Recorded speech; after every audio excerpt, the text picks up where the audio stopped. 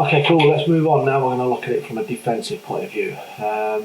We're looking at this situation right here with the attacking team coming at us. I'm just going to play the video, see where we get to. So we've still got our players back in position, and we're looking at our three defenders back there, obviously our 3-5 and a 2, our left back, our right back and our centre back, but there are huge gaps. The big gaps, obviously, as we can see between these three, are here and here. So I'm going to cover that with my 4 and 6 covered in there, but we've still got our 3, our 9 and our 7 as our attacking options at this moment in time. If we're being attacked down the central area, which is going to happen in this instance, I'm just going to pause that right there. So if we're being attacked down the central area, this 6 here, that 6 there has to watch that run, and the 4 has to watch that run. Okay, because we've got our 7, our 9 and our 11 still as our attackers. They are the gaps. That's the killer ball for the opposition right there. A little flick into here from that 9, or a flick into there from that 9. If that fullback isn't ready, here or here, we're going to get done. And this is where it becomes dangerous playing this formation, because I do have my fullbacks at this stage of 9v9, playing as fullbacks. Where you do need to coach this, if they're being attacked down a wide area, it is important, say if we're attacked down, I think this video shows you, I will move on in a minute, but I think if we're being attacked down here where the video goes to in a minute, it's really important for this 3 to tuck in as a second centre half. Obviously 11v11, you'd already have your second centre half there, probably if you're playing a 4-3-3, which this can be easily adapted to. Let's just clear that. So let's just play the video through and then we'll talk ourselves through it. So the 9's picked the ball up from the 6, got options, loads of them, could bounce into the 5, could spin and play it in there. The 3, 5 and 2 are going to stay tight. The 6 and the 4 are going to watch those areas that I just spoke about. The 7, 9 and 11, 2 of them are going to give me an option up front. If that ball's sprayed out to the left back or the number 10, let's just get rid of these in a minute, then obviously my 7 will come in and cover that. So right now we're going to play it. The centre forward does drop this back into the 5 in the space. I would expect my 9 right there to come and get this, come and cover, pressure that ball. Not always easy. If that happens, there's lots on. But we are back, all 9 players, at this moment in time behind the ball. Hard work and discipline again, as I spoke previously. The 6 plays it back to the 9 from there, who then spreads it, a fantastic ball that would be, great play if you've got a good centre forward, straight into the 3. So as we're looking at regrouping and coming back as a defensive shape, we do have a big area as our 3 is trying to push in. All our defensive players there. As you can see on this one, I've left my number 9 and my number 11 up front because I want attacking situations if we break. That's the danger right there, in between the 3 and the 2. So the 6, the 4 and the 5 need to be covering that area. Obviously ball in here, goalkeeper could get anyway. But the 9 and the 11, which I'm looking at attacking, I like attacking football, I like dangerous and play with courage and bravery. We need to be there waiting for that, because we'll have a 2-on-1 straight away and give the opposition a problem.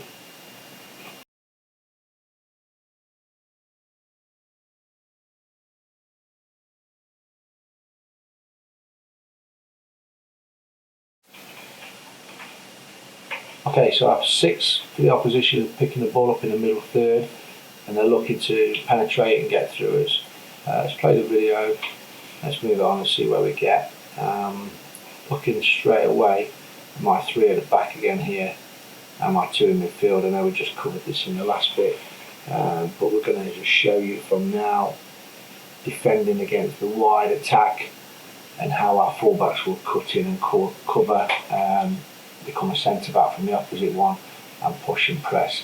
And also from this side, we're looking at our number 7 to literally be covering here against this 3 who's going to attack into this, to give them a 2v1 situation down their left hand side, our right hand side. The 7 is really important. The 7 is really important here because he or she will need to have a lot of hold-up play. With them being a winger, you'd expect them to be pretty quick anyway. So we'll bounce the ball in the opposition half from the 6 to the 3. The 7 needs to react and make a recovery run. The 4 needs to stay with the 6 on this occasion. The 6 via that needs to stay with the 4. And we've still got our 5 against 9, 3 against 8. So left back against right winger, and our right back against their left winger. At this moment in time, we're okay. We are only okay if this 7 makes an important recovery run and a quality recovery run. Again, we've got lots of arrows, there's lots of movement in football as I mentioned. The 3's dragging the ball down that left hand side, the 7's coming back in. Probably actually will get him or her a little bit closer to put them off that run there, making it difficult for that 3 to play that ball. But keeping within this shape, there's our 3 at the back. We've still got our 2 in midfield here, the 6 and the 4. Again, we have huge gaps here where the ball could be slotted through. That's where the 4 has to come in and cover this as much as he or she can. I do refer to she quite a lot because I do coach girls team and a boys team. So I'm just covering both genders there in case anybody wants to get a little bit annoyed with me.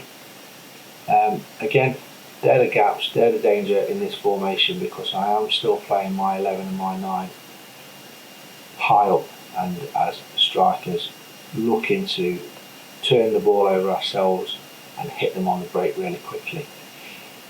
The 4 here is the most important because we've got the opposition have got the ball down the left hand side, and the 4 is helping the 7 out. The 6 could well come in and get involved. Anything can happen in football, as we mentioned, and obviously this is animation. I'm just going to go through this little situation. You guys as coaches can show people and show your players exactly where you want them, but you can only go on what you think might happen, not what will happen in a football match. So we've still got our 3 up front, as I mentioned. The 7 is making its recovery run.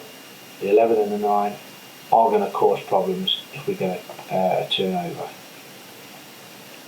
Let's play this through a little bit quicker. 3 is going to make that ball into the 10. So obviously I'm right back there, and number 2 is going to be covering that pass. The 7 is still making a recovery run. As you notice, my 9 and 11 are staying up front. That's because the ball is down the left hand side of the opposition. Therefore, my opposite winger, which is my 11, is staying. The 3 and the 5 are in good positions, in good shape. The 6 and the 4 I'm okay with.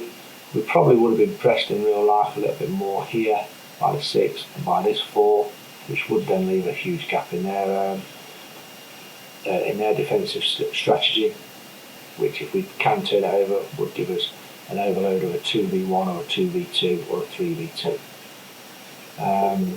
From there though, my 7 and 11, my 9 and 11 must, if we want to score goals and we want to attack and give them a problem, stay high and stay ready. Let's just get rid of those.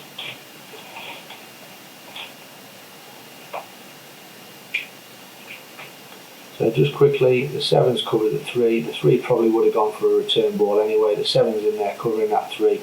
The 7 is right. It is important now to realise that that 7 is back. I'm just going to pause that. That 7 is back as now to make out of possession. We are now 3-3-2. So that's the first time I've mentioned this, and it's not the first time you guys should mention it when you're coaching this formation. Because out of possession in an attacking situation, if we leave 3 up front, that's a little gung-ho in 9v9 football. So you do go 3-3-2 importantly, ball down the wide left hand side, it's our fullback helping with the number 2 and our number 7, sorry, there, helping this number 2 in this area, keeping this one high. If it was flipped round, it was the opposite way round, the 11 would be down in this area, the 11 would be down in this area, and the 7 would have stayed high. I'm sure you can understand what I mean. Okay, let me just play that. I think this one's nearly finished before we move on to defending corners.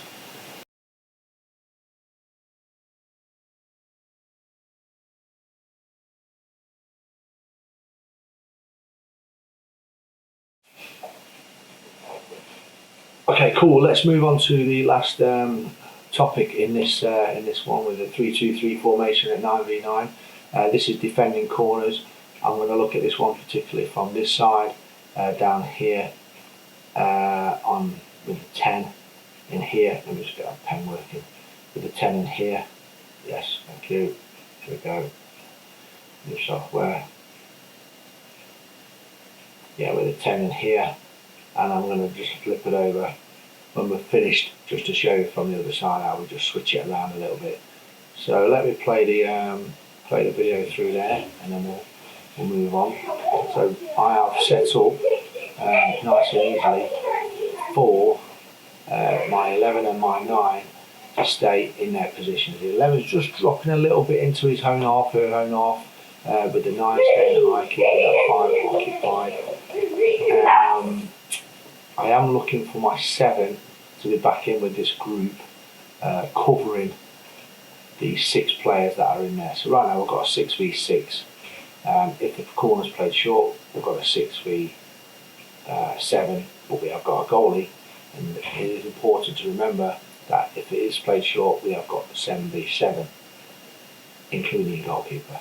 Some people don't like it, some people do. That's the way I see it. The goalkeeper is part of the team. Why would you not use him? Why would you not class him or her as a defender in there? So I've got my 7 covering the player at 6, and I've got my 2 ready to come and cover the 3 if it's played. Obviously I'd expect if it is played out there, it could be bounced back into the 10 down here.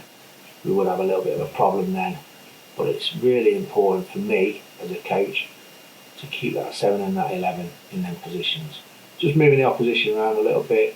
We've gone to flipped it to the other side, what I mentioned to you. So right now from there, I will get my 7 back up high because we're opposite, and I'll bring my 4 and my 6 across as wherever they're going to be playing, marking the men. And it's now the 11's job to drop in and become that 3-3-2 that I mentioned to you before about when you're out of possession. But once again, giving the opposition a problem. If they want to play like that and they want to give us an opportunity to be a 2-on-1 or a 2-on-2 if you're classing the goalkeeper, absolutely fine, no problem. I want to play brave, I want to play with courage, I want them to play high. Okay, that's it for this one, 3-2-3 at 9v9. Obviously, you can change that for anything you want to regarding moving into 11 aside. That could be working for 4-3-3, 4-1-2-3, 4-3-1-2, whatever you want. You could even keep the 3 at the back and play in that situation if you want to. Each coach is different. That was just my take on that. Hope you enjoyed it. Any questions, feel free to ask me below. Get in touch with me on any social media you want. Make sure you hit that bell, and don't forget to subscribe for any future videos, which hopefully I'm going to be bringing out quite a few now. Got a new little piece of software there, so I'm getting used to it. Cool. Mark, Rush 10 Soccer Coach. See you soon. Thanks for watching. Well, thank you for watching. If you enjoyed this clip, please go ahead and give us a like. You can also leave any comments below, and don't forget to subscribe and hit the bell to never miss a future recording. Once again, thanks for watching.